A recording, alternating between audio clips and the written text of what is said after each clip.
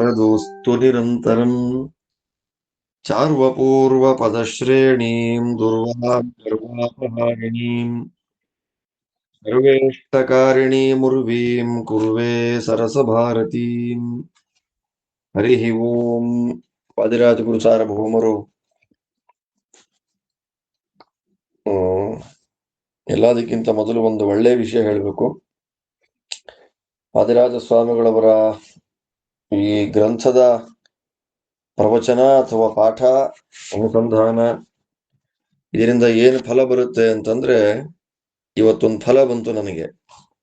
ಏನು ಫಲ ಅಂತಂದ್ರೆ, ಸರಸಭಾರತಿ ವಿಲಾಸವನ್ನ ವಿದ್ವಾಂಸರಿಗೆ ಮತ್ತು ವಿದ್ಯಾರ್ಥಿಗಳಿಗೆ ಇಬ್ಬರಿಗೂ ಕೂಡ ಅನುಕೂಲ ಆಗುವ ತರ ಪ್ರಮಾಣ ಶ್ಲೋಕಗಳು ಎಲ್ಲ ಬ್ಯಾಕ್ಗ್ರೌಂಡ್ ಅದೆಲ್ಲ ಕೊಟ್ಟು ಫುಟ್ ನೋಟ್ಸ್ ಮಾಡಿ ಅನುವಾದ ಮಾಡಬೇಕು ನೀವು ಅಂತ ಹೇಳಿ ಒಂದು ಸಂಶೋಧನಾ ಮಂದಿರದಿಂದ ನನಗೆ ಇವತ್ತು ಅವರು ಅಪೇಕ್ಷೆ ಪಟ್ಟು ಕೇಳ್ಕೊಂಡ್ರು.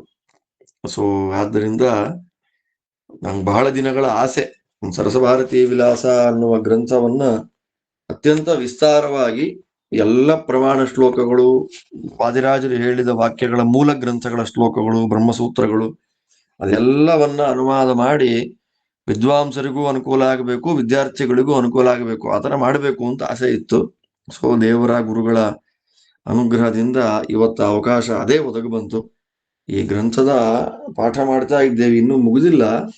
5ನೇ ವಿಲಾಸದಲ್ಲೇ ನಾವಿದ್ದೇವೆ. ಇನ್ನು 5ನೇ ವಿಲಾಸದಲ್ಲೇ ಈ ರೀತಿಯಾದ ಅನುಗ್ರಹ ಆಗಿದ್ದು ತುಂಬಾ ಸಂತೋಷ ಆಯಿತು.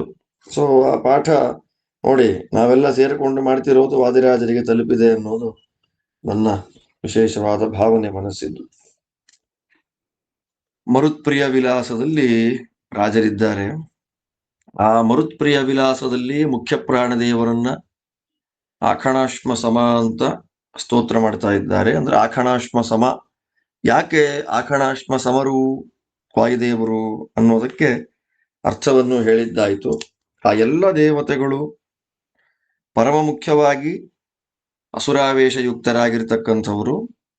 ಆದ್ದರಿಂದ ದೋಷಯುಕ್ತವಾದ ಪ್ರತಿಮೆಗಳಲ್ಲಿ ನಾವು ದೇವರ ಪೂಜೆಯನ್ನು ಮಾಡೋದಿಲ್ಲ. ಆದ್ದರಿಂದ ಸ್ವರೂಪತಃ ಸ್ವಭಾವತಃ ಅತ್ಯಂತ ಪರಿಶುದ್ಧರೇ ದೇವತೆಗಳು. ಹಾಗಿದ್ರೂ ಕೂಡ ಅಸುರಾವೇಶದಿಂದ ಅವರ ಅಂತಃಕರಣ ಹಾಳಾಗಿ ಹೋಗ್ಬಿಡುತ್ತೆ. ಆದ್ದರಿಂದ ಆ ದೇವತೆಗಳು ಅನ್ನುವಂತಹ ಪ್ರತಿಮೆಗಳಲ್ಲಿ ಉದ್ಗೀತನಾಮಕನಾದ ಭಗವಂತನ ಉಪಾಸನೆಯನ್ನು ಮಾಡೋ ಹಾಗಿಲ್ಲ. ಆದ್ದರಿಂದಲೇ ಇವತ್ತಿಗೂ ಕೂಡ ಆಖಣಾಶ್ಮ ಸಮರಾದ ಮುಖ್ಯ ಪ್ರಾಣದೇವರಲ್ಲೇ ನಾವು ಭಗವಂತನ ಆರಾಧನೆ ಮಾಡ್ತೇವೆ. ಬರೀ ಮುಖ್ಯ ಪ್ರಾಣದೇವರ ಮೂಲ ರೂಪದ ಹೆಸರು ಹೇಳೋದಿಲ್ಲ. ವಾಯೋಸ್ತೃತೀಯ ರೂಪಸ್ಯ ಅಂಥ ಮುಖ್ಯ ಪ್ರಾಣದೇವರ 3ನೇ ರೂಪ ಮಧ್ವರೂಪದ ಅಂತರ್ಗತವಾಗಿ ಶಿವಮಧ್ವಾಚಾರ್ಯಣ ಹೃತ್ಕಮಲ ಮಧ್ಯ ನಿವಾಸಿ ಅಂತ ಇವತ್ತಿಗೂ ಕೂಡ ವಾಯುದೇವರ 3ನೇ ರೂಪವಾದ ಮಧ್ವರೂಪದ ಹೃದಯ ಕಮಲದಲ್ಲಿ ಸನ್ನಿಹಿತನಾದ ಭಗವಂತನ ಉಪಾಸನೆಯನ್ನ ನಾವು ಇವತ್ತಿಗೂ ಅನುಸಂಧಾನ ಮಾಡ್ತಾ ಇದ್ದೇವೆ. ಇದರಿಂದ ಏನು ಗೊತ್ತಾಗುತ್ತೆ? ಭಗವಂತ ನಮಗೆ ಫಲ ಕೊಡೋದು ಯಾವಾಗ ಅಂತಂದಾಗ, ಯೋಗ್ಯವಾದ ಕಾಲದಲ್ಲಿ, ಯೋಗ್ಯವಾದ ಅಂದ್ರೆ ಒಳ್ಳೆ ಕಾಲದಲ್ಲಿ, ಒಳ್ಳೆ ಪ್ರದೇಶದಲ್ಲಿ, ಒಳ್ಳೆ ಪ್ರತಿಮೆಯಲ್ಲಿ ದೇವರ ಪೂಜೆಯನ್ನು ಮಾಡಿದಾಗ ಭಗವಂತ ಫಲ ಕೊಡ್ತಾನೆ. ಆ ಪ್ರತಿಮೆಗಳಲ್ಲಿ ಪರಮ ಮುಖ್ಯ ಪ್ರತಿಮಾ ವಾಯುದೇವರು.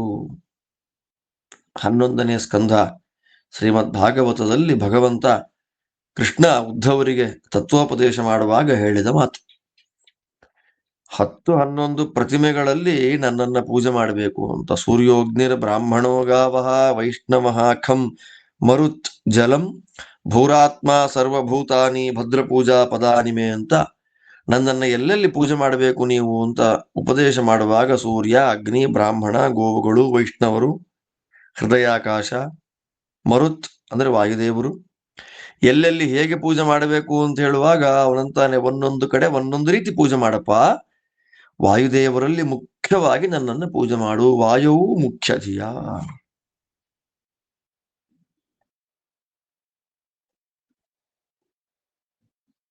ಛಾಂದೋಗ್ಯ ಉಪನಿಷತ್ತಿನ ಭಾಷ್ಯದಲ್ಲಿ ಆಚಾರ್ಯದ ಒಂದು ಮಾತಿದೆ, ವಿಷ್ಣೋರ್ ವಿಶಿಷ್ಟ ಪ್ರತಿಮಾ ವಾಯುರೇವ. ಭಗವಂತನ ವಿಶಿಷ್ಟ ಪ್ರತಿಮೆ ವಾಯುದೇವರು. ಆದ್ದರಿಂದ ತಸ್ಯ ಸರ್ವೋತ್ತಮತ್ವ ಜ್ಞಾನಪೂರ್ವಕಂ, ವಾಯುದೇವರು ಜೀವೋತ್ತಮರಿದ್ದಾರೆ.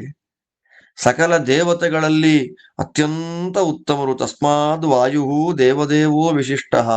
ಸಕಲ ದೇವತೆಗಳಿಗಿಂತಲೂ ಕೂಡ ಅತ್ಯಂತ ವಿಶಿಷ್ಟರಾದವರು ವಾಯುದೇವರು ಅಂತ ತಿಳಿದು, ಅಂತಹ ಉತ್ತಮರು, ವಿಶಿಷ್ಟರು, ದೇವೋತ್ತಮರೂ ಆದ ಮುಖ್ಯ ಪ್ರಾಣದೇವರಿಗಿಂತಲೂ ಉತ್ತಮೋತ್ತಮನಾಗಿದ್ದಾನೆ ಭಗವಂತ ಅನ್ನುವ ಅನುಸಂಧಾನದಿಂದ ಆ ಪ್ರಾಣದೇವರಲ್ಲಿ ನಾವು ಭಗವಂತನ ಆರಾಧನೆ ಮಾಡಿದರೆ ಭಗವಂತ ಅನುಗ್ರಹವನ್ನು ಮಾಡ್ತಾನೆ. ಅದು ಆಚಾರ್ಯರ ಮಾತು ಛಾಂದೋಗ್ಯೋಪನಿಷತ್ತಿನ ಭಾಷ್ಯದಲ್ಲಿ. ಅದರ ಜೊತೆಯಲ್ಲೇ ಅಥರ್ವಣ ಉಪನಿಷತ್ತು ಸ್ಪಷ್ಟವಾಗಿ ತಿಳಿಸಿಕೊಡುತ್ತೆ, ಜ್ಞಾನಿಗಳು ದೇವರನ್ನ ಅಥವಾ ಮುಖ್ಯ ಪ್ರಾಣ ದೇವರನ್ನ ಬ್ರಹ್ಮಧಾಮ ಅಂತ ಉಪಾಸನೆ ಮಾಡಿ, ಸವೇದೈ ತತ್ಪರಮಂ ಬ್ರಹ್ಮಧಾಮ ಅಂತ ಭಗವಂತನನ್ನ ಅಥವಾ ವಾಯುದೇವರನ್ನ ಬ್ರಹ್ಮಧಾಮ ಅಂತ. ಏನು ಬ್ರಹ್ಮಧಾಮ? ಪ್ರಧಾನಂ ಧಾಮ ವಿಷ್ಣೋಸ್ತು ಪ್ರಾಣ ಏವ ಪ್ರಕೀರ್ತಿತ. ಭಗವಂತನ ಪ್ರಧಾನವಾದ ಮನೆ ಮುಖ್ಯ ಪ್ರಾಣದೇವರು, ವಿಶಿಷ್ಟ ಪ್ರತಿಮಾ ಅನ್ನೋದು ಸಿದ್ಧ ಆಗತ್ತಿಲ್ಲಿ. ಅಲ್ಲಿಂದ ಇನ್ನು ಮುಂದೆ, ಅಲ್ಲ ನೀವು ಬ್ರಹ್ಮದೇವರ ಬಗ್ಗೆ ಮಾತಾಡಲಿಲ್ವಲ್ಲ, ಲಕ್ಷ್ಮೀದೇವಿದಾಯ್ತು. ಲಕ್ಷ್ಮೀದೇವಿದಾಗ್ತಾ ಇದ್ದಾಗೆ ಡೈರೆಕ್ಟ್ ಆಗಿ ವಾಯುದೇವರಿಗೆ ಬಂದ್ಬಿಟ್ರು. ಶ್ರೀ ಅಂದ್ರೆ ವಾದಿರಾಜರು ಪರಶುಕ್ಲತ್ರಯರ ಒಂದು ಕೌಂಟ್ ಅನ್ನ ಮಾಡಬೇಕಾದ್ರೆ ಶ್ರೀ ಬ್ರಹ್ಮ ವಾಣಿ ಪ್ರಾಣೇಶ ಭಾರತಿ ಅಂತ ಲೆಕ್ಕ ಹಾಕಿದ್ರು. ಅದರಲ್ಲಿ ಶ್ರೀ ಆಯ್ತು. ಶ್ರೀಪ್ರಿಯ ವಿಲಾಸಗಳಲ್ಲಿ ಶ್ರೀದೇವಿಯ ಪರಶುಕ್ಲತ್ವ ಸಮರ್ಥನೆ ಮಾಡಿದ್ದಾಯ್ತು. ಅಲ್ಲಿಂದ ಇನ್ನು ಮುಂದೆ ಬ್ರಹ್ಮದೇವರು ಬರಬೇಕಾಗಿತ್ತು. ಬ್ರಹ್ಮದೇವರ ಬಗ್ಗೆ ಮಾತಾಡಲಿಲ್ಲ, ಡೈರೆಕ್ಟ್ ಆಗಿ ವಾಯುದೇವರ ಬಗ್ಗೆ ಬಂದ್ಬಿಟ್ರಲ್ಲ ಅಂದ್ರೆ ಅವರೇ ಉತ್ತರ ಕೊಡ್ತಾರೆ. ವಾಯುರೇ ವಯತೋ ಬ್ರಹ್ಮ ಸೋಪಿ ಶುಕ್ಲೋ ಭವತ್ತತಃ. ಬ್ರಹ್ಮದೇವರು ಬೇರೆ ಅಲ್ಲ, ವಾಯುದೇವರು ಬೇರೆ ಅಲ್ಲ. ಬ್ರಹ್ಮದೇವರು ಸ್ಪಷ್ಟವಾಗಿ ದ್ವಿತೀಯ ಸ್ಕಂದ ಭಾಗವತದಲ್ಲಿ, ಅಥವಾ ಪ್ರಥಮ ಸ್ಕಂದ ಭಾಗವತ ಅಥವಾ ದ್ವಿತೀಯ ಸ್ಕಂದ ಭಾಗವತ, ಮೂರನೇ ಸ್ಕಂದ ಭಾಗವತ ಎಲ್ಲ ಕಡೆ ಬಂದಿದೆ ಬ್ರಹ್ಮದೇವರ ಶುದ್ಧತೆ. ತತ್ರಾಪಿ ನಾರದರು ಮಾಡಿದ ಪ್ರಶ್ನೆಗೆ ಉತ್ತರ ಕೊಡಬೇಕಾದ್ರೆ ನ ಭಾರತೀಮೇಂಗ ಮೃಷೋಪಲಕ್ಷತೆ ನ ಕರ್ಹಿ ಚಿನ್ಮೆ ಮನಸೋ ವೃಷಾಗತಿ ನಮೇ ಹೃಷಿಕಾಣಿ ಪಸಂತ್ಯ ಸತ್ಪಥೆ ಅಂತ, ನನ್ನ ಇಂದ್ರಿಯಗಳು ಯಾವ ಕಾರಣದಿಂದಲೂ ಕೆಟ್ಟ ಮಾರ್ಗಕ್ಕೆ ಹೋಗೋದಿಲ್ಲ, ಅರ್ಥಾತ್ ಅಸುರಾವೇಶ ಇಲ್ಲ ಅಂತ ಬ್ರಹ್ಮದೇವರೇ ಘಂಟಾಘೋಷವಾಗಿ ಅವರ ಬಗ್ಗೆ ಅವರೇ ಹೇಳ್ಕೊಂಡ್ಬಿಟ್ಟಿದ್ದಾರೆ. ಬ್ರಹ್ಮದೇವರೇ ಅವರ ಬಗ್ಗೆ ಅವರೇ ಹೇಳ್ಕೊಂಡಿದ್ದಾರೆ. ಆದ್ದರಿಂದ ಪ್ರತ್ಯೇಕವಾಗಿ ಬ್ರಹ್ಮದೇವರ ಪರಶುಕ್ಲತ್ವವನ್ನು ಸಮರ್ಥನೆ ಮಾಡೋ ಪ್ರಸಂಗವೇ ನಮಗಿಲ್ಲ. ಮೂಲ ಗ್ರಂಥಗಳನ್ನ ನೋಡಿದಾಗ ಬ್ರಹ್ಮದೇವರಿಗೆ ಅಜ್ಞಾನ ಬಂತು ಅನ್ನೋ ಪ್ರಸಂಗ ತುಂಬಾ ಕಡಿಮೆ. ಆದ್ದರಿಂದಲೇ ವಾಯುದೇವರ ಬಗ್ಗೆ ಮಾತಾಡಿಬಿಟ್ಟಾಗ ವಾಯುರೇವ ಯಥೋ ಬ್ರಹ್ಮ ಅಲ್ವಾ. ಇವತ್ತಿನ ಬ್ರಹ್ಮದೇವರು ಎಸ್ಟರ್ಡೇಸ್ ವಾಯುದೇವರು. ಯಾರು ವಾಯು ಪಟ್ಟದಲ್ಲಿದ್ದಾರೋ ಆ ವಾಯು ಪದವಿಯಲ್ಲಿ ಇದ್ದು ದೇವರ ಸೇವೆಯನ್ನ ವಿಶೇಷವಾಗಿ ಮಾಡಿ ಬ್ರಹ್ಮ ಪದವಿಗೆ ಹೋಗುವಂಥದ್ದು. ಆದ್ದರಿಂದ ಗುಣತಃ ಬ್ರಹ್ಮದೇವರಿಗೂ ವಾಯುದೇವರಿಗೂ ವ್ಯತ್ಯಾಸ ಇಲ್ಲ. ಆದ್ದರಿಂದ ವಾಯುದೇವರ ಬಗ್ಗೆ ನಾವು ಎಷ್ಟು ಚೆನ್ನಾಗಿ ತಿಳ್ಕೊಳ್ತೇವೋ ಬ್ರಹ್ಮದೇವರ ಬಗ್ಗೆ ಚಿಂತನೆ ಮಾಡಿದ ಹಾಗೆ ಅರ್ಥ. ವಾಯುದೇವರೊಳಗೆ ನಾವು ಭಗವಂತನ ಪೂಜೆ ಮಾಡಿದ್ರೆ ಬ್ರಹ್ಮದೇವರಲ್ಲಿ ಭಗವಂತನನ್ನ ಪೂಜೆ ಮಾಡಿದಷ್ಟೇ ಫಲ. ಮುಖ್ಯವಾಗಿ ವಾಯುದೇವರು ನಿರ್ದೋಷರು, ವಾಯುದೇವರು ಪರಶುಕ್ಲರು ಅಂತ ತಿಳ್ಕೊಂಡ್ರೆ ಬ್ರಹ್ಮದೇವರ ಬಗ್ಗೆ ತಿಳ್ಕೊಂಡ ಹಾಗೆ. ಯಾಕೆ? ವಾಯುರೇವ ಯಥೋ ಬ್ರಹ್ಮ, ವಾಯುದೇವರೇ ಬ್ರಹ್ಮ ಪದವಿಗೆ ಬರ್ತಾರೆ. ನಮಸ್ತೆ ವಾಯೋ ತ್ವಮೇವ ಪ್ರತ್ಯಕ್ಷಂ ಬ್ರಹ್ಮಾಸಿ ನೆಕ್ಸ್ಟ್ ಬರುತ್ತೆ ಉಪನಿಷತ್ತಿನಲ್ಲಿ. ಆ ಮಂತ್ರವನ್ನು ಅರ್ಥ ಮಾಡ್ತಾರೆ ವಾದಿರಾಜ ಸ್ವಾಮಿ. ಆದ್ದರಿಂದ ಬ್ರಹ್ಮದೇವರ ಬಗ್ಗೆ ಪ್ರತ್ಯೇಕವಾಗಿ ಹೇಳುವಷ್ಟು ಇಲ್ಲ. ಸರಸ್ವತಿ ಭಾರತೀಯರ ಬಗ್ಗೆನೂ ಬಂದಿಲ್ಲ ಇಲ್ಲಿ. ಶ್ರೀ ಬ್ರಹ್ಮ ವಾಣಿ ಪ್ರಾಣೇಶ ಭಾರತಿ ವಾಯುದೇವರ ಬಗ್ಗೆ ಮಾತ್ರ ಹೇಳಿದ್ದು. ಬ್ರಹ್ಮದೇವರ ಬಗ್ಗೆ ಹೇಳಲೇ ಇಲ್ಲ. ಯಾಕೆ ಹೇಳಲಿಲ್ಲ ಅಂತ ಗೊತ್ತಾಯ್ತು. ಸರಸ್ವತಿ ದೇವಿ ಬಗ್ಗೆನೂ ಮಾತಾಡ್ಲಿಲ್ಲ, ಭಾರತಿ ಬಗ್ಗೆನೂ ಮಾತಾಡ್ಲಿಲ್ಲ. ಯಾಕೆ ಮಾತಾಡ್ಲಿಲ್ಲ ಭಾರತಿ ಬಗ್ಗೆ? ಅವರು ಹೇಳ್ತಾರೆ, ವಾತಾದ್ ಭೀತಾ ಸುರಾವಾಯೋ ಪತ್ನೀಂ ಪತ್ಯಂಕಗಾಂ ಸದಾ ಯದ್ರಷ್ಟುಮಪಿ ನೋ ಶಕ್ತಾಃ ಸಾಪಿ ಶುಕ್ಲಾ ಭವತ್ತತಃ ಸ್ವಸ್ಪರ್ಶಾ ಸಹಮಾನೋಪಿ ಪತ್ನಿ ಸ್ಪರ್ಶಂ ಸಹೇತಕಃ ಅತೋಭೂತ್ ಭಾರತೀ ಶುಕ್ಲತಮಾ ಯುಕ್ತಿವಿದಾಂ ಮತೆ ಯತಃ ಸರಸ್ವತೀ ದೇವಿ ಭಾರತೀ ಪೂರ್ವಜನ್ಮನಿ. ಅವರಂತಾರೆ ವಾತಾದ್ ಭೀತಾಃ. ವಾತ ಅಂದ್ರೆ ಮುಖ್ಯ ಪ್ರಾಣದೇವರು. ಆ ಮುಖ್ಯ ಪ್ರಾಣದೇವರಿಂದ ಹೆದರಿಕೊಂಡ, ಮುಖ್ಯ ಪ್ರಾಣದೇವರ ಭಯದಿಂದ ಹೆದರಿಕೊಂಡಂತಹ ಎಲ್ಲ ಅಸುರರುಗಳು, ದೈತ್ಯರುಗಳು ನಿರಂತರವಾಗಿ ವಾಯುದೇವರ ತೊಡೆ ಮೇಲೆ ಕೂತಿರ್ತಾಳೆ ಭಾರತೀ ದೇವಿ. ಉದ್ಯ ದಿವಾಕರ ಸಮೂಹ ನಿಭಾಂ ಸ್ವಭರ್ತುರಂಕಸ್ಥಿತಾಂ ಅಭಯ ಸದ್ವರ ಬಾಹುಯುಗ್ಮಾಂ ಮುದ್ರಾಂಚ ತತ್ವದೃಶಯೇ ವರಪುಸ್ತಕಂಚ ದೌರ್ಯುಗ್ಮಕೇನ ದಧತೀಂ ಸ್ಮರತಾತ್ಮ ವಿದ್ಯಾಂ. ಇದು ಭಾರತೀ ದೇವಿಯ ಧ್ಯಾನ ಶ್ಲೋಕ. ವಾಯುದೇವರು ಎಲ್ಲಿ ಕೂತ್ಕೊಂಡಿದ್ದಾರೆ? ಭಗವಂತನ ತೊಡೆ ಮೇಲೆ ಕೂತಿದ್ದಾರೆ. ಉದ್ಯದ್ರವಿ ಪ್ರಕರ ಸನ್ನಿಭಂ ಅಚ್ಯುತಾಂಕೆ ಸ್ವಾಸೀನಂ. ವಾಯುದೇವರು ಎಲ್ಲಿ ಕೂತಿದ್ದಾರೆ ಅಂದ್ರೆ ಭಗವಂತನ ತೊಡೆ ಮೇಲೆ. ಭಾರತೀ ದೇವಿ ಎಲ್ಲಿ ಕೂತಿದ್ದಾಳೆ ಅಂದ್ರೆ ವಾಯುದೇವರ ತೊಡೆ ಮೇಲೆ. ಅರ್ಥಾತ್ ಪರಂಪರೆಯ ಭಗವಂತನ ತೊಡೆಯನ್ನ ಮುಖ್ಯಾಶ್ರಯವನ್ನಾಗಿ ಮಾಡಿಕೊಂಡವಳು ಭಾರತಿ. ಯಾಕೆ? ವಾಯುದೇವರು ಭಾರತಿ ತೊಡೆ ಮೇಲೆ, ಅಥವಾ ಭಾರತಿ ವಾಯುದೇವರ ತೊಡೆ ಮೇಲೆ, ವಾಯುದೇವರು ಭಗವಂತನ ತೊಡೆ ಮೇಲೆ. ಮುಗಿತಲ್ಲ ಕೆಲಸ ಅಲ್ಲಿ.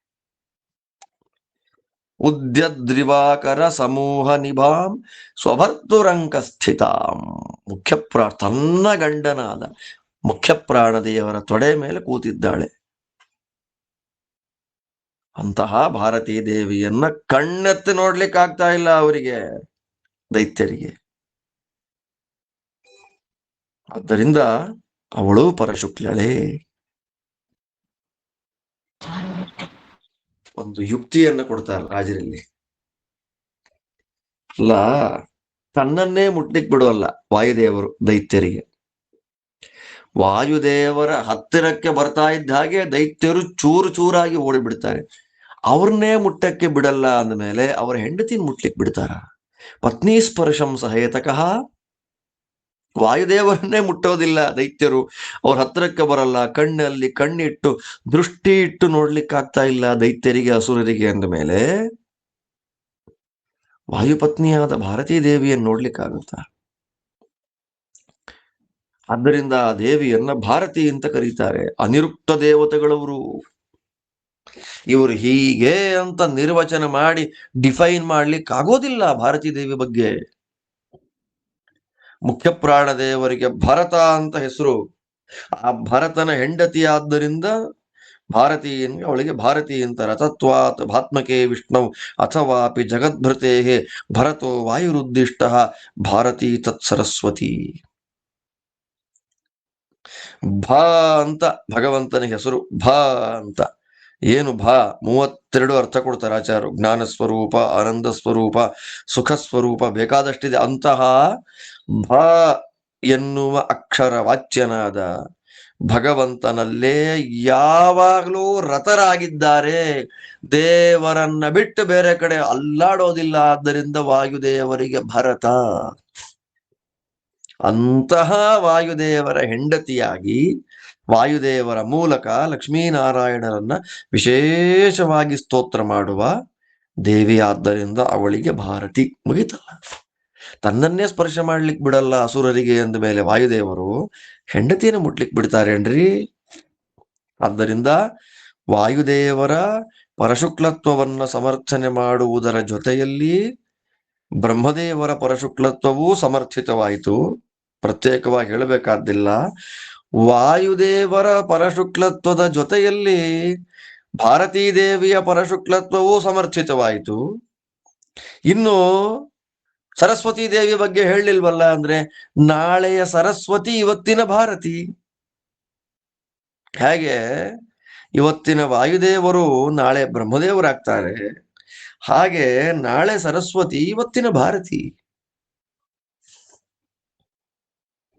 ಪೂರ್ವಜನ್ಮದಲ್ಲಿ, ಪೂರ್ವರೂಪದಲ್ಲಿ, ಪೂರ್ವಕಲ್ಪದಲ್ಲಿ ಅವಳೇ ಭಾರತಿಯಾಗಿದ್ದವಳಲ್ವಾ ಸರಸ್ವತೀ ದೇವಿ.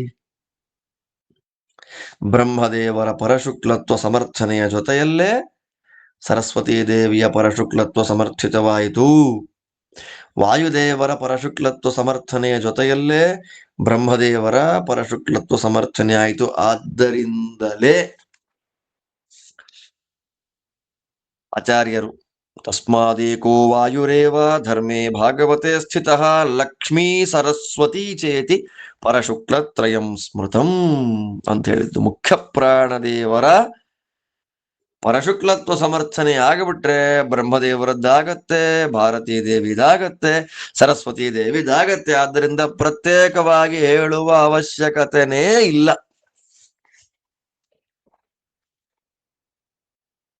ಆದ್ದರಿಂದ ಶಾಸ್ತ್ರ ಅಧ್ಯಯನ ಮಾಡಿದವರ, ಒಳ್ಳೆಯ ಯುಕ್ತಿಯುಕ್ತವಾಗಿ ಮಾತಾಡುವಂತಹ ವ್ಯಕ್ತಿಗಳ ಮತದಲ್ಲಿ ಅತಸ್ತಸ್ಯಾಸ್ತ್ಯ ಶುಕ್ಲತ್ವಂ ತತ್ವಮೇವೇತಿ ಮೇ ಮತಿ. ವಾಯುದೇವರ ಪರಶುಕ್ಲತ್ವ ಸಮರ್ಥನೆಯನ್ನ ಮಾಡ್ತಾ ಇದ್ದ ಹಾಗೆ ಆ ಕಡೆಯಲ್ಲಿ ಬ್ರಹ್ಮದೇವರದ್ದು ಆಯಿತು, ಈ ಕಡೆಯಲ್ಲಿ ಭಾರತೀ ದೇವಿ ಸರಸ್ವತೀ ದೇವಿಯರದ್ದು ಮುಗೀತು. ಆದ್ದರಿಂದ ವೇದಗಳಲ್ಲಿ ಮತ್ತು ಯುಕ್ತಿಯಲ್ಲಿ, ಅಂದ್ರೆ ವೇದಾದಿ ಸಕಲ ಸಚ್ಚಾಸ್ತ್ರಗಳ ಪರಿಶುದ್ಧವಾದ ನಿರ್ಣಯ ಪ್ರಮಾಣ ಏನು ಅಂದ್ರೆ ಲಕ್ಷ್ಮಿ, ವಾಯುದೇವರು, ಬ್ರಹ್ಮದೇವರು, ಭಾರತೀ ಸರಸ್ವತಿಯರು, ಈ ಮೂರು ಗುಂಪು ಪರಶುಕ್ಲತ್ರಯ. ಪರೇ ಶುಕ್ಲಮಿದಂ ತ್ರಯಂ. ಬ್ರಹ್ಮವಾಯುಗಳದ್ದು ಒಂದು ಗುಂಪು, ಸರಸ್ವತಿ ಭಾರತೀಯದ್ದು ಒಂದು ಗುಂಪು, ಲಕ್ಷ್ಮಿ ಒಬ್ಬಳು. ಆದ್ದರಿಂದ ಪರಶುಕ್ಲರು. ಶ್ರುತಿಯಿಂದಲೂ ಅನೇಕ ಯುಕ್ತಿಗಳಿಂದಲೂ. ನನ್ನ ಅಭಿಪ್ರಾಯ ಏನು ಗೊತ್ತಾ, ವಾದಿರಾಜರಂತಾರೆ, ನನ್ನ ಅಭಿಪ್ರಾಯ ಏನು ಗೊತ್ತಾ, ವಾಯುದೇವರ ಪರಶುಕ್ಲತ್ವ ಸಮರ್ಥನೆ ಮಾಡ್ತಾ ಇದ್ದ ಹಾಗೆ ಬ್ರಹ್ಮದೇವರದ್ದು ಆಯಿತು, ಸರಸ್ವತಿ ದೇವಿಯದ್ದಾಯಿತು, ಭಾರತೀ ದೇವಿಯದ್ದಾಗೋಯ್ತು. ಆದ್ದರಿಂದ ನಾವಿನ್ನು ವಾಯುದೇವರ ಪರಶುಕ್ಲತ್ವವನ್ನ ಎಷ್ಟು ಸಮರ್ಥನೆ ಮಾಡ್ತಾ ಬರ್ತೇವೆ, ಅಷ್ಟಷ್ಟು ಬ್ರಹ್ಮದೇವರ, ಅಷ್ಟಷ್ಟು ಸರಸ್ವತಿಯರ, ಭಾರತೀಯರ ಪರಶುಕ್ಲತ್ವ ಸಮರ್ಥನೆ ಆಗ್ತಾ ಹೋಗುತ್ತೆ. ಆದ್ದರಿಂದ ಶ್ರುತಿಯಿಂದಲೂ ಮತ್ತು ಯುಕ್ತಿ, ಈ ಎರಡರಿಂದಲೂ ಕೂಡ ಭಗವಂತನ ವಿಷಯದಲ್ಲಿ, ಪರ ಸರ್ವೋತ್ತಮನಾದ ಭಗವಂತನ ವಿಷಯದಲ್ಲಿ ಈ 5 ಜನ ಶುಕ್ಲರು, ಈ 3 ಗುಂಪು ಪರಶುಕ್ಲರು ಅನ್ನೋದು ಸಿದ್ಧವಾಗತ್ತೆ. ಇತರ ದೇವತೆಗಳಿದ್ದಾರಲ್ಲ, ಅವ್ರ ಕಥೆ ಏನು? ಲಕ್ಷ್ಮಿ ಆಯ್ತು, ಬ್ರಹ್ಮವಾಯುಗಳಾಯ್ತು, ಸರಸ್ವತಿ ಭಾರತೀಯರಾಯ್ತು, ಗರುಡಶೇಷ ರುದ್ರಾದಿಗಳ ಕಥೆ ಏನ್ರಿ? ಅದಕ್ಕೆ ಉತ್ತರ ಕೊಡ್ತಾರೆ ರಾಜರು. ಏವಂಚ ವಾಯೋರವಮಾಹ ದೇವಾಶಕ್ರಪುರೋ ಶರ್ವಪುರೋಗಮಾಹ ವಾಯೋರಪೀಶಸ್ಯ ಹರೇರಾಸನ್ ಕಿಂಕರ. ಎಷ್ಟು ಚೆನ್ನಾಗಿದೆ ಮಾತು ನೋಡಿ. ವಾಯುಸ್ತುತಿಯಲ್ಲಿ ವಾಯುದೇವರ ಸ್ತೋತ್ರ ಮಾಡುವಾಗ ಒಂದು ಮಾತು ಬರುತ್ತೆ, ಕಿಂಕರ ಶಂಕರಾದ್ಯಾಹ. ರುದ್ರಾದಿ ದೇವತೆಗಳನ್ನ ತನ್ನ ಕಿಂಕರರನ್ನಾಗಿ ಮಾಡಿಕೊಂಡಿದ್ದಾರೆ. ತ್ರಿಷ್ವಪ್ಯೇವಾವತಾರೇಶ್ವರಿಭಿರಪಘೃಣಂ ಹಿಂಸಿತೋ ನಿರ್ವಿಕಾರ ಸರ್ವಜ್ಞ ಸರ್ವಶಕ್ತಿ ಸಕಲ ಗುಣಗಣ ಪೂರ್ಣ ರೂಪ ಪ್ರಗಲ್ಭ ಸ್ವಚ್ಛಂದ ಮೃತ್ಯು ಸುಖೇ ಸುಜನಂ ದೇವಕಿಂ ಚಿತ್ರಮತ್ರ ತ್ರಾತಾ ಯಸ್ಯ ತ್ರಿಧಾಮ ಜಗದುತ ವಶಗಂ ಕಿಂಕರ ಶಂಕರಾದ್ಯಾಹ. ತ್ರಾತಾ ಯಸ್ಯ ತ್ರಿಧಾಮ, ಯಾವ ದೇವರನ್ನ ಅನಂತಾಸನ ವಾಯುದೇವರನ್ನ ಅನಂತಾಸನ, ಶ್ವೇತದ್ವೀಪ ಮತ್ತು ವೈಕುಂಠ ಅನ್ನುವ 3 ಮನೆಗಳನ್ನ ಇಟ್ಟುಕೊಂಡ ಭಗವಂತ ಕಾಪಾಡ್ತಾ ಇದ್ದಾನೋ, ಇಡೀ ಜಗತ್ತೇ ಯಾವ ವಾಯುದೇವರ ವಶದಲ್ಲಿದೆಯೋ, ರುದ್ರಾದಿ ದೇವತೆಗಳು ಯಾರ ಕಿಂಕರರಾಗಿದ್ದಾರೋ, ಸೇವಕರಾಗಿದ್ದಾರೋ, ಏನು ಮಾಡ್ಲಿ ಸ್ವಾಮಿ ಅಂತ ಯಾವಾಗಲೂ ಪ್ರಾರ್ಥನೆ ಮಾಡ್ತಾರೋ ಅಂತಹ ವಾಯುದೇವರನ್ನ ಮುಟ್ಲಿಕ್ಕೆ ಯಾವ ದೈತ್ಯರಿಗಾಗತ್ತೆ? ತ್ರಿಷ್ವಪ್ಯೇಶ್ವಾವತಾರೇಶು ಹರಿಭಿರಪಘೃಣಂ ಹಿಂಸಿತೋ ನಿರ್ವಿಕಾರ. ಈಗ ರಾಜರು ನೆಕ್ಸ್ಟ್ ಹೋಗೋದೇ ಆ ವಿಷಯ ಟಚ್ ಮಾಡ್ತಾರೆ, ಸಬ್ಜೆಕ್ಟ್ ಅಂತ. ಹನುಮದ್ ಭೀಮ ಮಧ್ವರೂಪಗಳಲ್ಲಿ ವಾಯುದೇವರು ಪರಮಶುದ್ಧರು. ಎಷ್ಟು ಚೆನ್ನಾಗಿದೆ ನೋಡಿ ವಿಷಯಗಳು. ಏವಂಚವ ಈ ಪ್ರಕಾರವಾಗಿ ವಾಯುದೇವರಿಗಿಂತ ವಾಯುದೇವರಿಗಿಂತ ಅವಮಾಹ ಕೆಳಗೆ ಬರ್ತಾರೆ ರುದ್ರಾದಿ ದೇವತೆಗಳು.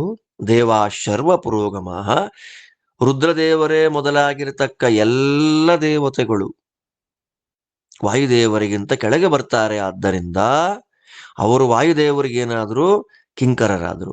ವಾಯುದೇವರಿಗಿಂತಲೂ ಉತ್ತಮನಾದ ಭಗವಂತನಿಗೇನಾದರೂ ಕಿಂಕರರಾದರು. ವಾಯುದೇವರು ಭಗವಂತನ ಕಿಂಕರರು. ಭಗವಂತ ಇದ್ದಾನೆ, ಭಗವಂತನ ಕಿಂಕರರು ವಾಯುದೇವರಾದರು, ಆ ವಾಯುದೇವರ ಕಿಂಕರರು ರುದ್ರಾದಿ ದೇವತೆಗಳಾದರು. ಆದ್ದರಿಂದ ಆ ರುದ್ರಾದಿ ದೇವತೆಗಳು ಭಗವಂತನಿಗೇನಾಗಬೇಕು ಅಂದ್ರೆ ಕಿಂಕರರು. ಎಷ್ಟು ಚೆನ್ನಾಗಿ ಹೇಳ್ತಾರೆ ನೋಡಿ. ಇದು ಕಷ್ಟನೇ ಅಲ್ಲ. ಇಷ್ಟು ಸುಲಭದಲ್ಲಿ ಇಷ್ಟು ದೊಡ್ಡ ತತ್ವವನ್ನ ಹೇಗೆ ಸಮರ್ಥನೆ ಮಾಡಕ್ಕಾಗತ್ತೆ? ವಾದಿರಾಜರ ಅಪಾರವಾದ ವೈಭವ ಇದು. ವಾದಿರಾಜೋಕ್ತಿ ಚಾತುರ್ಯಂ ಅಶಕ್ಯಂ ಜ್ಞಾತು ಮಂಜಸ. ವಾದಿರಾಜ ಸ್ವಾಮಿಗಳವರ ಯುಕ್ತಿ ಚಾತುರ್ಯವನ್ನ ಪೂರ್ಣವಾಗಿ ತಿಳಿದುಕೊಳ್ಳುವ ಯೋಗ್ಯತೆ ನಮ್ಮದ್ದಲ್ಲ ಅಂತಂತಾರೆ ವಾದಿರಾಜರ ಗ್ರಂಥದಲ್ಲಿ, ವಿಜಯ ಗ್ರಂಥದಲ್ಲಿ, ಚರಿತ್ರ ಗ್ರಂಥದಲ್ಲಿ. ಇದರಿಂದ ಏನ್ ಗೊತ್ತಾಗತ್ತೆ? ಸರ್ವೋತ್ತಮನಾಗಿದ್ದಾನೆ ಭಗವಂತ, ಅವನಲ್ಲಿ ಪರಮಶುದ್ಧಳು ಲಕ್ಷ್ಮೀದೇವಿ, ಬ್ರಹ್ಮವಾಯುಗಳು, ಸರಸ್ವತಿ ಭಾರತೀಯರು, ಅವರಿಗಿಂತ ಕೆಳಗಿರತಕ್ಕಂತಹ ರುದ್ರಾದಿ ದೇವತೆಗಳು ಭಗವಂತನ ಕಿಂಕರರು. ವಾಯುದೇವರಿಗೆ ಅವರು ಕಿಂಕರರು, ರುದ್ರಾದಿಗಳು ವಾಯುದೇವರಿಗೆ ಸಮ ಅಲ್ಲ ಅಂದಮೇಲೆ ಭಗವಂತನಿಗಿನ್ನಲ್ಲಿ ಅಲ್ಲಿಗೆ ತಂದು ನಿಲ್ಲಿಸ್ತಾರೆ ವಾದಿರಾಜರು. ಅತಸ್ತ್ರೀ ಹರಿಣೈಕ್ಯಂ ವ ಸಾಮ್ಯಂ ವಾ ಕಸ್ಯ ಸಂಭವೇತ್ ತಸ್ಮಾದಪ್ಯುತ್ತಮತ್ವಂ ಯತ್ ತದಷ್ಟಮರಸೋಪಮಂ. ಆದ್ದರಿಂದ ನಾವು ಯಾವ ತತ್ವವನ್ನ ಇಲ್ಲಿ ಹೇಳಿದ ಹಾಗಾಯ್ತು, ಯಾವ ತತ್ವ ನಿಶ್ಚಯವನ್ನ ನಾವು ಮಾಡಿದ ಹಾಗಾಯ್ತು, ಇಲ್ಲಿ ಯಾವ ದೇವತೆಗಳೂ ಭಗವಂತನಿಗೆ ಸಮರಲ್ಲ, ದೇವರ ಜೊತೆ ಐಕ್ಯ ಅಂತನ್ನೋದು ಇಲ್ಲ. ಯಾವ ದೇವತೆಗಳಾಗ್ಲಿ ಶ್ರೀಹರಿಯ ಜೊತೆಯಲ್ಲಿ ಐಕ್ಯ ಇಲ್ಲ, ಅಥವಾ ಶ್ರೀಹರಿಯಗೆ ಯಾವ ದೇವತೆಗಳು ಸಮಾನರಲ್ಲ. ಐಕ್ಯವೇ ಇಲ್ಲ, ಸಮಾನರೇ ಇಲ್ಲ ಅಂದಮೇಲೆ ಶ್ರೀಹರಿಗಿಂತ ಉತ್ತಮರು ಇಂಥ ದೇವತೆ ಅಂತ ಎಲ್ಲಿದೆ? ಅದಕ್ಕಂತಾರೆ ತದ ಅಷ್ಟಮರಸೋಪಂ, ಅಷ್ಟಮರಸ ಅಪಾಸ್ತಂ ರಸೋಯೋಷ್ಟಮಃ ಅಂತ ಹೇಳ್ತಾರಲ್ಲ ತ್ರಿವಿಕ್ರಮ ಪಂಡಿತಾಚಾರ್ಯರ ವಾಯುಸ್ತುತಿಯಲ್ಲಿ. ಹಾಗೆ 8ನೇ ರಸ ಇರೋದೇ 6ನೇ ರಸ, 6 ರಸ ಷಡ್ರಸೋಪೇತವಾದ ಭೋಜನ ಅಂತ ಮಧುರ, ಆಮ್ಲ, ಲವಣ, ಕಟು, ಕಷಾಯ, ತಿಕ್ತ ಅಂತ ಷಡ್ರಸಗಳು, 6 ರಸಗಳು. 7ನೇ ರಸನೇ ಇಲ್ಲ ಅಂದಮೇಲೆ 8ನೇದಲ್ಲಿ ಅಲ್ವಾ? ಇರೋದೇ 6 ರಸಗಳು: ಉಪ್ಪು, ಹುಳಿ, ಖಾರ, ಸಿಹಿ, ಕಹಿ ಎಲ್ಲ 6 ಹೇಳ್ತೀವಲ್ಲ, ಷಡ್ರಸೋಪೇತವಾದ ಭೋಜನ. ಈ 6 ರಸ, 7ನೇ ರಸನೇ ಇಲ್ಲ ಅಂದಮೇಲೆ 8ನೇದು ಯಾವ ಸಂಧಿಯಿಂದ ಬರುತ್ತೆ? ಆದ್ದರಿಂದ ದೇವರಿಗೆ ಸಮಾನರೇ ಇಲ್ಲ ಅಂದಮೇಲೆ ದೇವರಿಗಿಂತ ಉತ್ತಮರು ಯಾವ ಲೆಕ್ಕ? ಯಾಕೆ ಹೇಳಿ? ದೇವರ ಕಿಂಕರರು ವಾಯುದೇವರು, ವಾಯುದೇವರ ಕಿಂಕರರು ಇತರ ದೇವತೆಗಳು ಅಂದಮೇಲೆ ಇತರ ಪುರಾಣಗಳಲ್ಲಿ ಹೇಳುವ ರುದ್ರಾದಿಗಳು ಭಗವಂತನಿಗಿಂತ ಉತ್ತಮರು ಇತ್ಯಾದಿ ಎಲ್ಲವೂ ಕೂಡ ದೂರ ಬಿದ್ದು ಹೋಯಿತು. ಆದ್ದರಿಂದ ವಾಯುದೇವರು ಭಗವಂತನ ಇತರ ದೇವತೆಗಳ ಜೀವರ ಮಧ್ಯದಲ್ಲಿ ನಿಂತಿದ್ದಾರೆ. ಆದ್ದರಿಂದ ವಾಯುದೇವರ ಬಗ್ಗೆ ನಾವು ಎಷ್ಟು ಸ್ಪಷ್ಟವಾಗಿ ತಿಳ್ಕೊಳ್ತೇವೋ, ವಾಯುದೇವರ ಬಗ್ಗೆ ಎಷ್ಟೆಷ್ಟು ಹೆಚ್ಚು ಹೆಚ್ಚು ನಾವು ತಿಳ್ಕೊಳ್ತಾ ಬರ್ತೇವೋ, ಅಷ್ಟು ಭಗವಂತನ ಪ್ರೀತಿ ನಮ್ಮ ಮೇಲೆ ಬರ್ತಾ ಹೋಗುತ್ತೆ.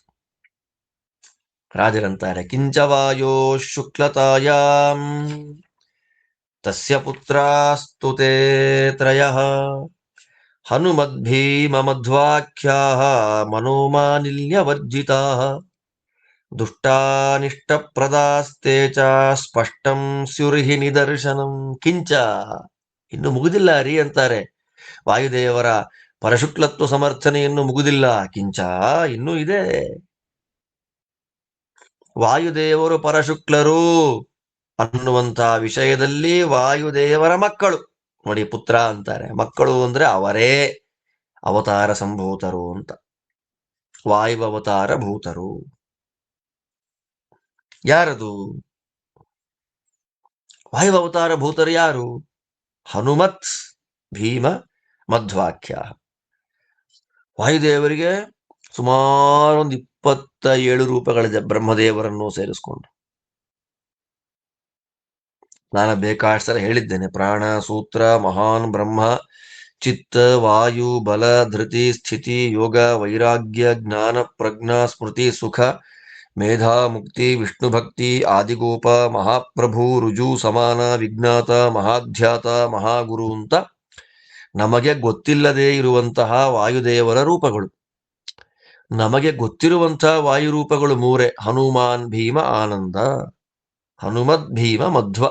ಈ 3 ರೂಪಗಳು ಮಾತ್ರ ನಮಗೆ ಗೊತ್ತು. ಆದ್ದರಿಂದ ಈ 3 ರೂಪಗಳನ್ನೇ ವೇದಗಳು ಸ್ತೋತ್ರ ಮಾಡುತ್ತೆ. ಬೇಗ ನಿಮಗೆ ಸಿಗತ್ತೆ, ಅನುಕೂಲಕ್ಕಾಗತ್ತೆ ಅಂತ. ರಾಮಕಥೆ ಹೇಳುವಾಗ ಹನುಮಂತ ದೇವರು, ಕೃಷ್ಣ ಕಥೆ ಹೇಳುವಾಗ, ವ್ಯಾಸರ ಕಥೆ ಹೇಳುವಾಗ ಭೀಮಸೇನ ದೇವರು, ಮತ್ತೆ ವ್ಯಾಸರ ಚರಿತ್ರೆ ಹೇಳುವಾಗ ಮಧ್ವಾಚಾರ್ಯರು. ಕೃಷ್ಣ ರಾಮ ಅಥವಾ ರಾಮಕೃಷ್ಣ ವ್ಯಾಸರ ಪೂಜೆಯನ್ನು ಮಾಡಲಿಕ್ಕೆ ಹನುಮದ್, ಭೀಮ, ಮಧ್ವ ರೂಪಗಳಿಂದ ಅವತಾರ ಮಾಡ್ತಾರೆ.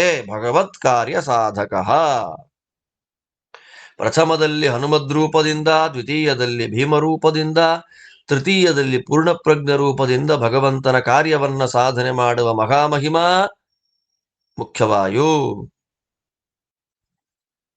ನಮ್ಮ ವಾಯುದೇವರು ಮುಖ್ಯ ಪ್ರಾಣದೇವರು, ಪ್ರಾಣದೇವರು. ಆದ್ದರಿಂದ ಅವರ 3 ರೂಪಗಳ ಚರಿತ್ರೆಯನ್ನು ನಾವು ಕೂಲಂಕಷವಾಗಿ ನೋಡಿದಾಗ ಮನೋಮಾಲಿನ್ಯವರ್ಜಿತಾ. ಹನುಮದ್ರೂಪಕ್ಕೂ ಭೀಮರೂಪಕ್ಕೂ ಮಧ್ವರೂಪಕ್ಕೂ ಮನೋಮಾಲಿನ್ಯ ಇಲ್ಲ. ಮನೋಮಾಲಿನ್ಯ ಅಂದ್ರೇನು? ದೇವರ ವಿಷಯದಲ್ಲಿ ಮನಸ್ಸು ಹಾಳಾಗಿಲ್ಲ. ರಾಮನನ್ನಾಗ್ಲಿ, ಕೃಷ್ಣನನ್ನಾಗ್ಲಿ, ವೇದವ್ಯಾಸ ದೇವರನ್ನಾಗ್ಲಿ ವ್ಯತ್ಯಾಸವಾಗಿ, ವಿರುದ್ಧವಾಗಿ, ಗುಣಹೀನನನ್ನಾಗಿ, ಸಾಮಾನ್ಯ ವ್ಯಕ್ತಿಯನ್ನಾಗಿ ನೋಡಿಲ್ಲ. ಹನುಮದ್ರೂಪ, ಭೀಮರೂಪ, ಮಧ್ವರೂಪಗಳಲ್ಲಿ ಅವರ ಜೊತೆ ಇರ್ತಕ್ಕಂಥವರು ಅಥವಾ ಕಾಂಟೆಂಪರರೀಸ್ ಆಗ್ಲಿ, ಅಥವಾ ಅವರಿಗಿಂತ ಪೂರ್ವ ಭಾಷ್ಯಕಾರರಾಗ್ಲಿ, ಅಥವಾ ಬೇರೆಯವರಾಗ್ಲಿ ರಾಮಕೃಷ್ಣ ವ್ಯಾಸರ ಬಗ್ಗೆ ಸ್ವಲ್ಪ ವ್ಯತ್ಯಾಸವಾಗಿ ಮಾತಾಡಿರೋದು ಕಂಡಿದೆ ನಮಗೆ. ಆದರೆ ಹನುಮದ್, ಭೀಮ, ಮಧ್ವರೂಪಗಳಿಂದ ವಾಯುದೇವರು ರಾಮಕೃಷ್ಣ ವ್ಯಾಸರ ಬಗ್ಗೆ ಕಿಂಚಿದ್ ವ್ಯತ್ಯಾಸ ಮಾತಾಡಿಲ್ಲ. ಆದ್ದರಿಂದ ಏನು ಗೊತ್ತಾಗುತ್ತೆ? ಮನೋಮಾಲಿನ್ಯವರ್ಜಿತಾ. ಅಷ್ಟು ಮಾತ್ರ ಅಲ್ಲ, ಯಾರು ಭಗವಂತನ ವಿರುದ್ಧವಾಗಿ ಮಾತಾಡ್ತಾರೆ, ರಾಮರೂಪದ, ಕೃಷ್ಣ ರೂಪದ, ವೇದವ್ಯಾಸ ರೂಪದ ಭಗವಂತನ ವಿಷಯದಲ್ಲಿ ಯಾರು ವಿರೋಧವಾಗಿ ನಡ್ತಾರೆ, ಭಗವಂತನಿಗೆ ಅಪೋನೆಂಟ್ಸ್ ಆಗಿ ಯಾರಿದ್ದಾರೆ, ಅವರಿಗೆ ಶಿಕ್ಷೆಯನ್ನ ಕೊಟ್ಟಿರೋದು ಕಂಡಿದೆ.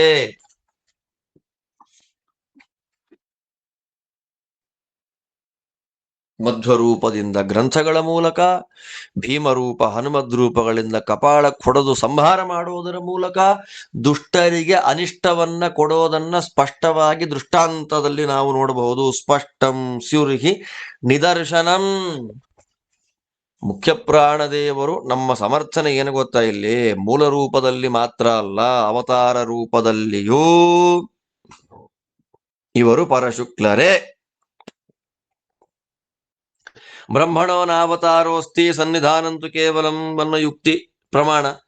ಚತುರ್ಮುಖ ಬ್ರಹ್ಮದೇವರಿಗೆ ಅವತಾರ ಇಲ್ಲ, ಆದ್ದರಿಂದ ಅವ್ರಿಗೆ ಅವತಾರ ರೂಪದಲ್ಲಿ ಬ್ರಹ್ಮದೇವರು ಪರಶುಕ್ಲರು ಅಂತ ಹೇಳಲಿಕ್ಕೆ ಬರೋದೇ ಇಲ್ಲ. ಬ್ರಹ್ಮದೇವರಿಗೆ ಅವತಾರ ಇಲ್ಲ, ಆದ್ರಿಂದ ಸರಸ್ವತಿಗೂ ಅವತಾರ ಇಲ್ಲ. ಆದ್ದರಿಂದ ಅವತಾರದಲ್ಲಿ ಬರತಕ್ಕಂತ ವಾಯುದೇವರು ಪರಶುಕ್ಲರು ಅಂತಂದ ಮೇಲೆ ಅವರ ಹೆಂಡತಿಯಾದಂತಹ ಸರಸ್ವತಿ ಭಾರತೀ ದೇವಿಯು ಪರಶುಕ್ಲರು ಅಂತ ಹೇಳಿ ಪ್ರತ್ಯೇಕವಾಗಿ ನಾವು ನಿರ್ಣಯ ಮಾಡಬೇಕಾದ್ದೇ ಇಲ್ಲ. ಇನ್ನು ಮಹಾಲಕ್ಷ್ಮೀ ದೇವಿ ಮೂಲ ರೂಪದಲ್ಲಿ ಮತ್ತು ಅವತಾರ ರೂಪದಲ್ಲಿ ಪರಶುಕ್ಲಳು ಅಂತ ನಿರ್ಣಯ ಮಾಡಿ ಆಯ್ತು. ಇವಾಗ ನಾವು ಎಲ್ಲಿಗೆ ಬಂದಿದ್ದೀವಿ? ಈಗ ಹನುಮದ್ ರೂಪದಿಂದ, ಭೀಮರೂಪದಿಂದ ಮತ್ತು ಮಧ್ವರು, ಈ 3 ರೂಪಗಳಲ್ಲಿ ದೇವರ ವಿಷಯದಲ್ಲಿ ಮನಸ್ಸು ಕೊಳಕಾಗಿಲ್ಲ. ಮನೋಮಾಲಿನ್ಯ ಅನ್ನೋದು ವಾಯುದೇವರಿಗೆ ಇಲ್ಲ. ಅಷ್ಟು ಮಾತ್ರ ಅಲ್ಲ, ದೇವರ ವಿರೋಧ ಮಾಡುವಂತಹ, ದೇವರ ದ್ವೇಷ ಮಾಡುವಂತಹ ದುಷ್ಟ ರಾಕ್ಷಸರು ಯಾರಿದ್ದಾರೆ, ದುಷ್ಟರು ಯಾರಿದ್ದಾರೆ, ಅವರಿಗೆ ಶಿಕ್ಷೆಯನ್ನು ಕೊಟ್ಟಿದ್ದು ಕಂಡಿದೆ. ಇದು ಸ್ಪಷ್ಟವಾಗಿ ನಿದರ್ಶನ ಇದೆ. ಆ ಎಕ್ಸಾಂಪಲ್ಸ್ ಇದೆ. ಆ ಎಕ್ಸಾಂಪಲ್ಸ್ ಇಂದ ಏನ್ ಗೊತ್ತಾಗುತ್ತೆ ಗೊತ್ತಾ? ವಾಯುದೇವರು ಕೇವಲ ಮೂಲ ರೂಪದಲ್ಲಿ ಮಾತ್ರವಲ್ಲದೆ ಅವತಾರ ರೂಪಗಳಲ್ಲಿಯೂ ಭಗವಂತನ ವಿಷಯದಲ್ಲಿ ಪರಮಶುದ್ಧರು. ಅದು ಹೇಗೆ? ವಿಸ್ತಾರವಾಗಿ ಹನುಮದ್ ಭೀಮ ಮಧ್ವ ರೂಪಗಳಿಂದ ಹೇಗೆ ವಾಯುದೇವರು ಪರಶುಕ್ಲರು ಅನ್ನೋದನ್ನು ತುಂಬಾ ಚೆನ್ನಾಗಿ ಸಮರ್ಥನೆಯನ್ನು ಮಾಡಿಕೊಡ್ತಾರೆ. ಅಲ್ಲಿ ರಾಮಾಯಣ ಬರುತ್ತೆ, ಮಹಾಭಾರತ ಬರುತ್ತೆ, ಮಧ್ವವಿಜಯ ಬರುತ್ತೆ, ಎಲ್ಲದರ ನಿರ್ಣಯವೂ ಆಗೋಗುತ್ತೆ ನಮಗೆ. ಆ ಎಲ್ಲ ಭಾಗವನ್ನು ಕೂಡ ಮತ್ತೆ